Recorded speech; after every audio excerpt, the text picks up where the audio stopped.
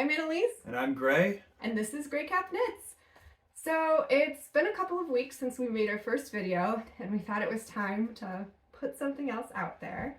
And before we get started on showing you what we've been working on, I wanted to let you know that I have released 2 new patterns. And the first is a pair of shorty socks. I love shorties. These are the Light of Arundel socks, Lord of the Rings themed, as always. And they have a nice little lace design on the top of the sock, but it's not too intrusive. So even if you wear it with shoes, you don't really feel it. It doesn't irritate your feet. That's one thing that always bugs me with cute sock patterns, is if the design is too intricate, it annoys the top of my feet. So I tried to mitigate that. But you can find these on my Ravelry page. My username is Annelise Driscoll, all one word, and my shop is Gray Cap Knits. And then the second pattern that I have released is this gingerbread trail sweater. And so this sweater is kind of a vintage meets modern vibe. It's crop top. It has a long rib, like vintage patterns from the 40s, but it's got this like fluffy turtleneck, which I love. It's so much fun. You can pull it way up over your nose. You can fold it out.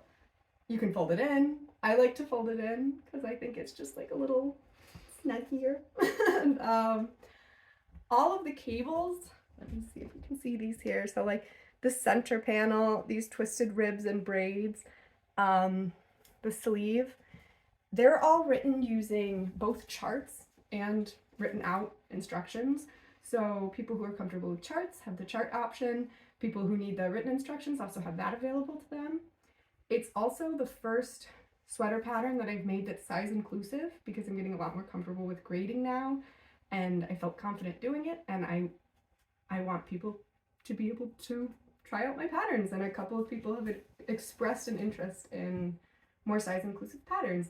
So it goes all the way from an extra small to a 5XL, and it's also available on my Ravelry shop. And this one was knit using Madeline Tosh DK in Glazed Pecan, and I absolutely love the color. Honestly, it makes me hungry. It was really fun to knit. It's really soft. And these socks were knit using Dark Lake Fibers Blue Spruce BFL Sport sock yarn, I'm sorry. And I actually made a crop top out of this exact yarn as well, called the Peaches and Plum crop top. And I am so in love with Dark Lake Fibers yarn. I found her on Instagram, and I try to get some of her yarn every few months. And then So yeah, to follow up on what I've been doing since Rhinebeck, I don't know if you guys remember, but I had let's see, what was it, 4 ounces of Shetland Roving from Ross Fiber Farms. I've spun it up. It took about a week. It's single ply Aran weight, it turned out. We're going to make a pair of rustic mittens. So that's really the first item of clothing that I'm going to have made from my spinning. So I'm pretty excited about that. it's gonna be really cool. I'm excited to work on them. Yeah, and other news, I have also tried my hand at plying. I took some extra yarn bits from some different projects, and let's get this up close so that you guys can see. Yeah, this is plied, so you can tell right away that it's more flexible in every direction, and it behaves more like a fabric should. It's very strong now and consistent. So that's cool. I'm really excited that he started plying, because it means that I can start using his yarn for more garments, because I don't usually make sweaters and things out of single ply, although you certainly can. And a super cool thing about this specific thing was, since we made it from scraps, we got to bust out these carders, which one of my friends gave to us. Somebody had gifted them to her, and she wasn't using them, and she thought we would, and she was right. We used some leftover yarn scraps that I had in a jar, some, I call it floof, his roving, but his floof scraps, and we just laid it out on the carders. We combed or carded through it, And we made little rollags using chopsticks, which Yeah. is an amazing hack. And even though it was mostly all white, the strips of blue turned the fiber sort of silver in the end. And you can see there's like little bits of red and blue, and yeah, it's hard to see on the camera, but there's yellow in there as well. So yeah, that's kind of fun. Yeah. And speaking of that, Yes, plying, right? We're talking about plying. right, and So, some of the scraps that, we were going to go in 2 different directions. I'm sorry, go ahead. yeah, this is some lace weight merino that I'm spinning from some of the other fiber that I picked up at Rhinebeck. And then here's its counterpart here.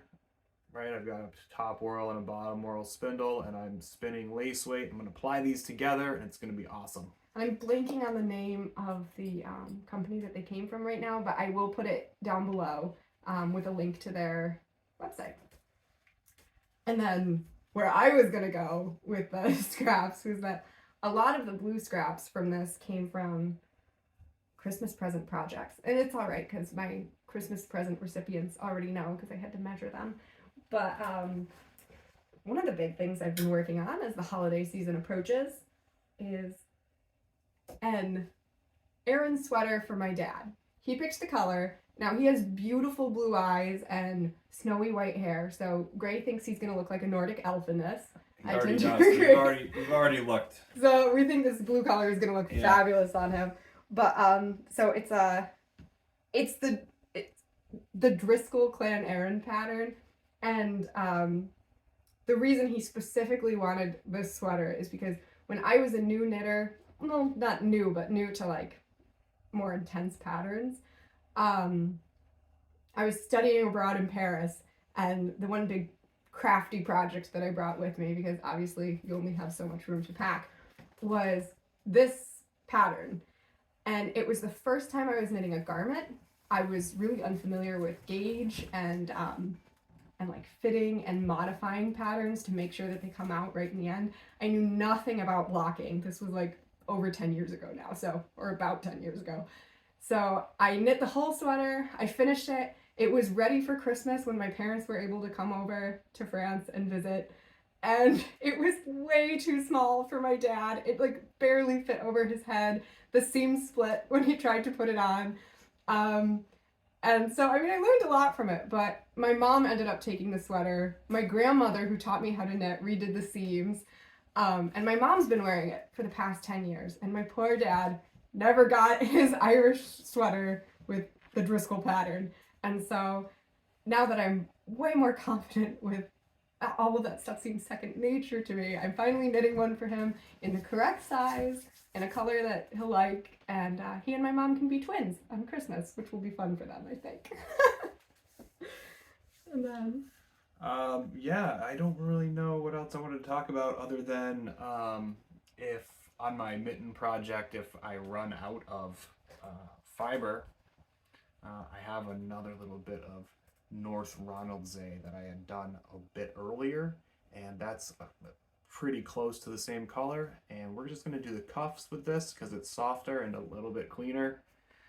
And we did wash all of the yarn after it was spun, but the Shetland came out, it had a lot of debris in it still left over from the Some farm, grass. which is fine. I mean, that's what happens with homemade and hand spun yarn. Yeah, it was a pleasure to spin though. Yeah. I did it pretty quickly and I'm happy with the results. So we're gonna make this pair of rustic mittens. Yeah, And I it'll be can't wait fun. to show you guys when that's all done. Yeah.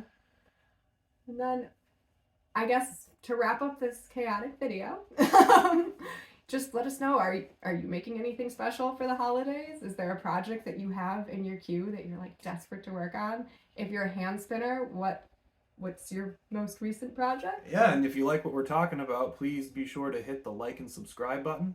And drop us suggestions in the comments below. Yeah, we'll read we'll also, if you have any questions, we can go over some of those in some videos moving forward. Okay. Yeah. Thanks, guys. See you later.